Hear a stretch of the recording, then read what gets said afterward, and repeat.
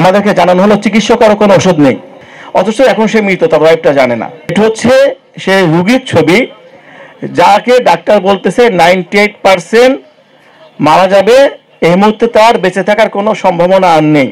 7 থেকে 8 কিলোমিটার দৌড়াদৌড়ি করে সে আমাদের জন্য প্রায় 250 থেকে 300টা প্যাথিদিনের ব্যবস্থা করলো, 2 ব্যাগ মেডিসিনের ব্যবস্থা করলো।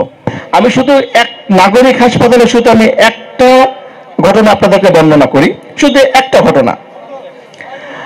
নাগরিক হাসপাতালে আমি ঢুকলাম, এর আগে দেখে ঢোকার মাঝখানে কটা রুগী ঢুকে গেল।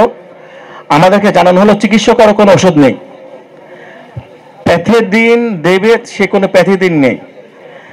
একটা রুগী ভিতরে মারা পড়ে আছে, তার ওয়াইফ আসলো, তার ওয়াইফ জানে না, তার ওয়াইফ জাস্ট 2 মিনিট বললো যে 5 মিনিট আগে আমার হাজবেন্ড বাসা থেকে বের হয়েছে, অথচ এখন সে মৃত, তার ওয়াইফটা জানে না।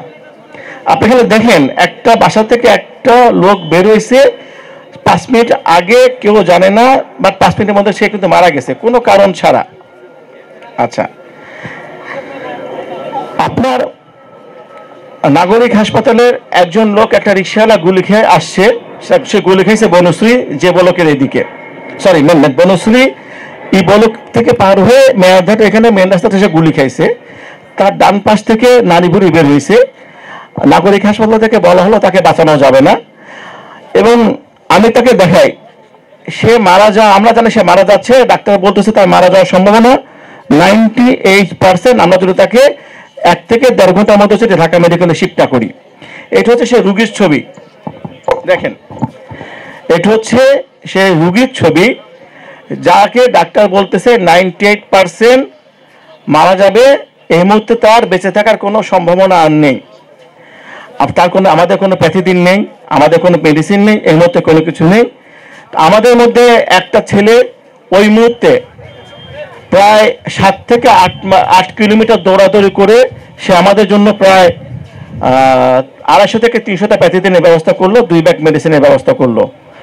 আমরা ওই লোকগুলোর জন্য আমরা একটা করতালি দিতে পারি, যারা আমাদের জন্য এই কষ্টগুলো করছিল আর কি। ওর মধ্যে ছিল, তার নাম ছিল আমাদের প্রিয় আলামিন ভাই। আমি তার কাছে কৃতজ্ঞতা জানাই, সে আমাদের থেকে সর্বাঙ্গীন থেকে আমাদের এই কাজটা করছিল।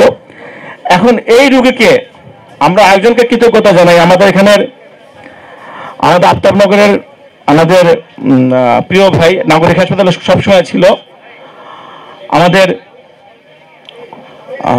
উজ্জ্বল ভাই। আমাকে বললো, মুন্না ভাই আমরা 2টা হাসপাতাল অ্যাম্বুলেন্স ডাকছি, 2টা অ্যাম্বুলেন্স অলরেডি ভাঙচুর করছে, এই রোগী আমরা বাঁচাতে পারছি না। রাত 10টার দিকে হয়তো আমরা সেই রোগীটাকে আমরা ঢাকা মেডিকেলে শিফট করতে পারলাম।